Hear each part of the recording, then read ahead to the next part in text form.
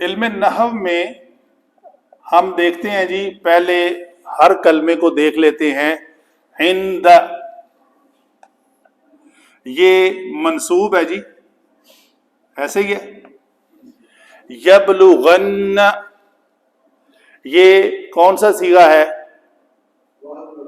واحد مذکر غائب کا صیغہ ہے یہاں پہ، اور اس میں ہوا ضمیر جو ہے نا چھپی ہوئی ہے، اور یہ پہنچنے کی بات ہو رہی ہے. کسی جگہ پہ کسی ٹارگٹ کے اوپر پہنچنے کی بات ہو رہی ہے. تو عند کا الکبر، تو یہ منصوب اسم ہے. آگے احد جو ہے یہ کیا ہے جی؟ مرفوع ہے.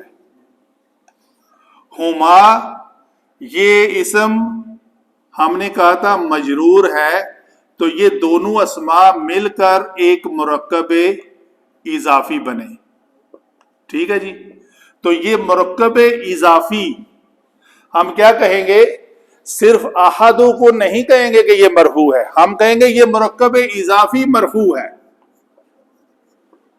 ہمیشہ میں کہتا ہوں مضاف جمع مضاف الیہ، مضاف الیہ ہمیشہ مجرور ہوتا ہے، اور مضاف ما قبل کے تابع ہوتا ہے.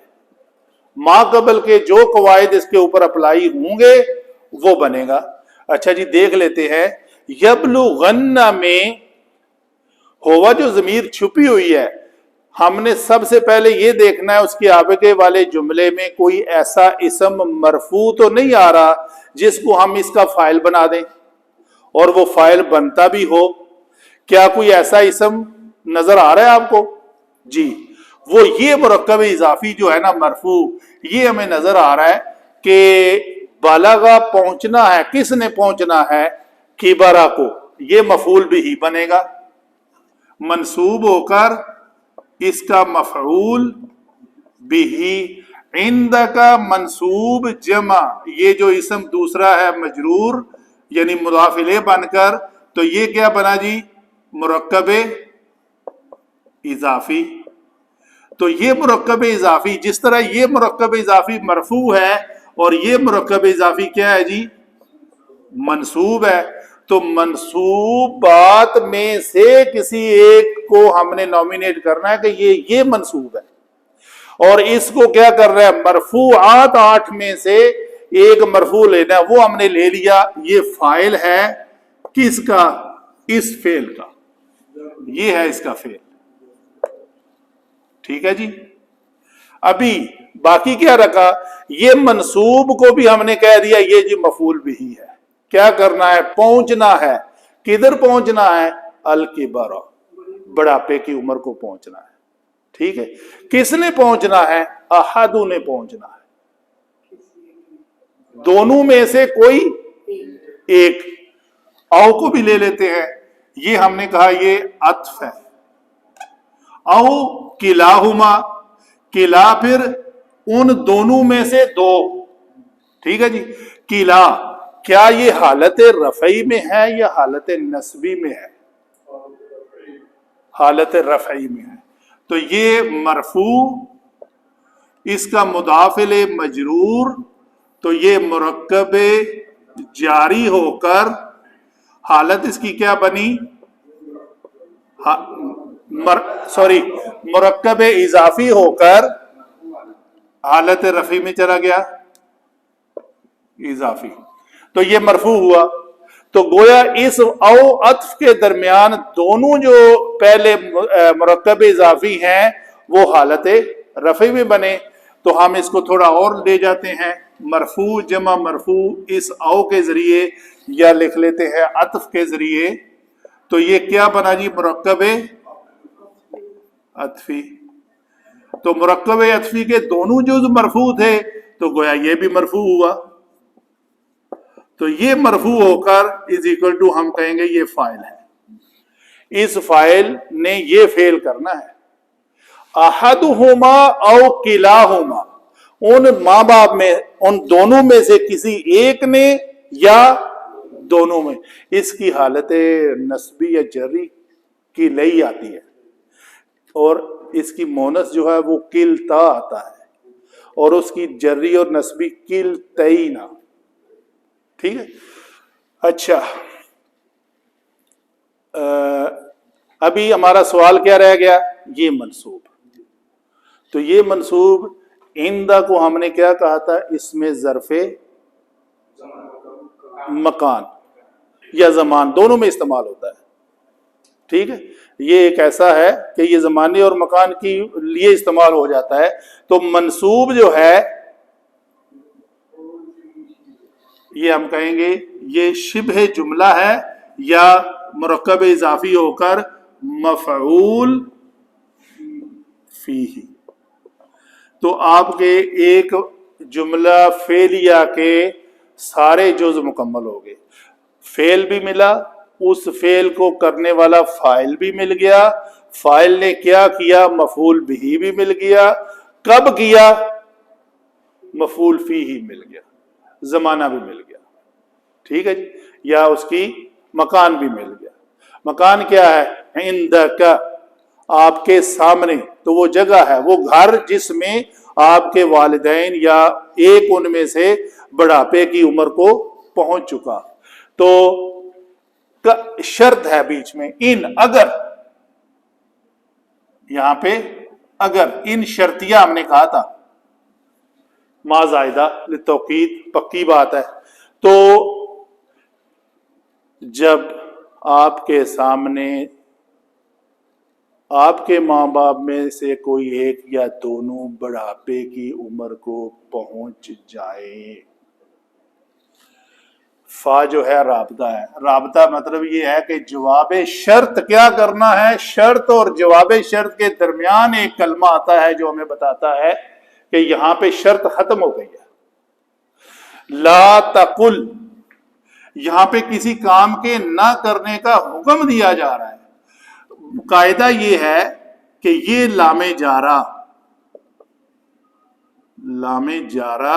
جب بھی کسی قول کے صیغے کے بعد، قول مصدر کے کسی بھی صیغے، قال یقول، قال کے 14 صیغے، یقول کی 14 صیغے، فعل امر کے 6 صیغے، حاضر کے، جب بھی اس کے بعد یہ لام آ جائے تو اس کا معنی لیے کی بجائے کیا کیا جاتا ہے؟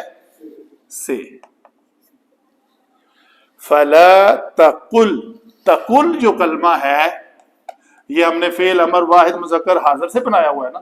تو اس میں کون سی ضمیر پوشیدہ ہے؟ انت.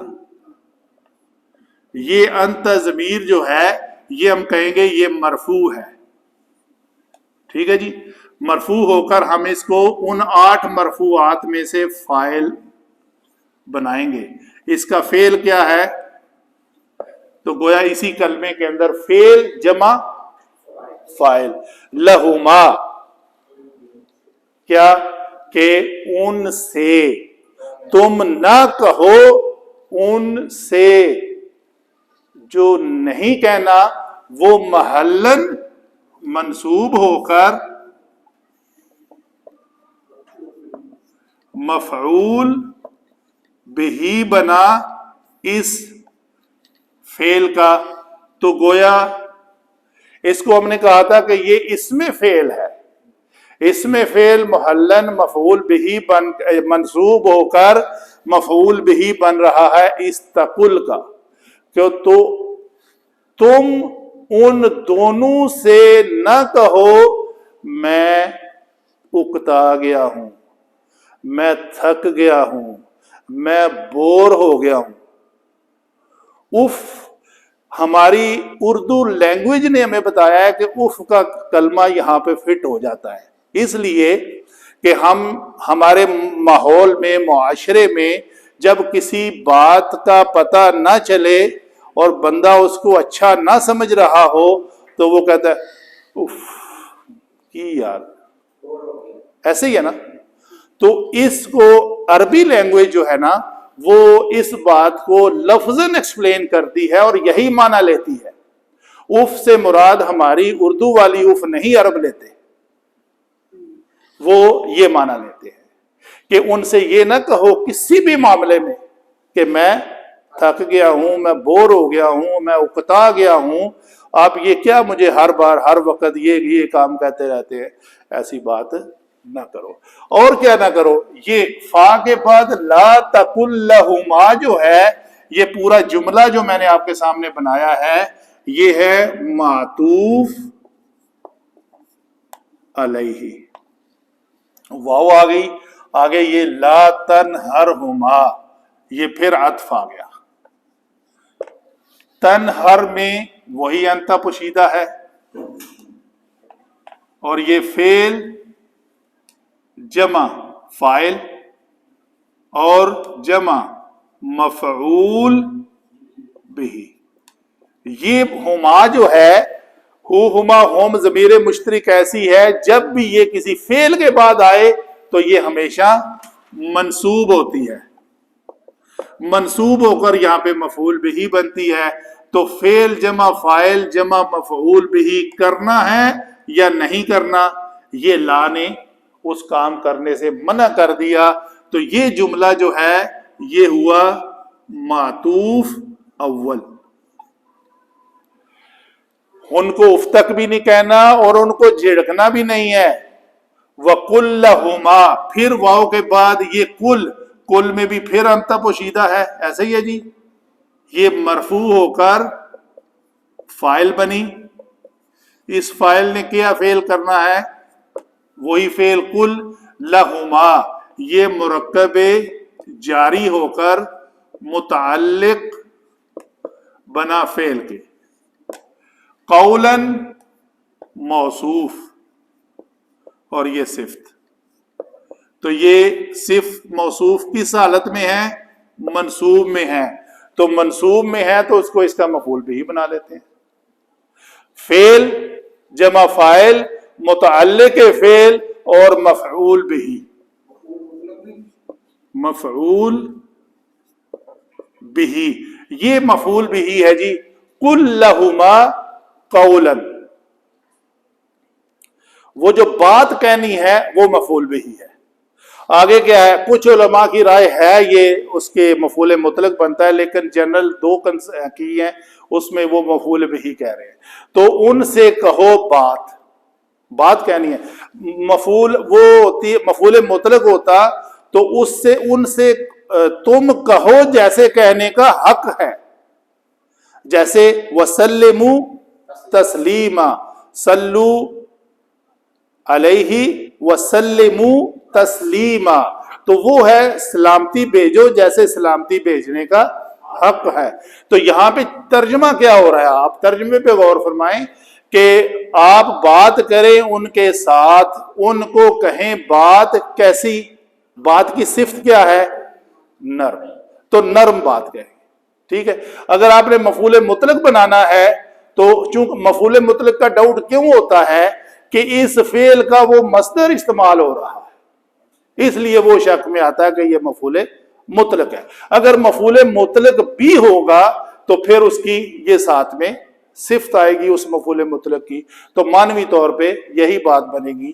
تو یہ جملہ پھر کیا بنائے گی؟ معطوف ثانی، معطوف اول معطوف ثانی. اور یہ جو ہے پھر آ گیا ہمارے پاس عطف. اخفض، اس میں بھی انتا پوشیدہ ہے،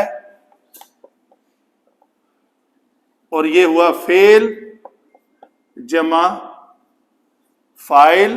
لہما مرکب جاری متعلق. جناح لے لو جی، جناح یہ ہے، یہ آگے اس کا کیا ہے؟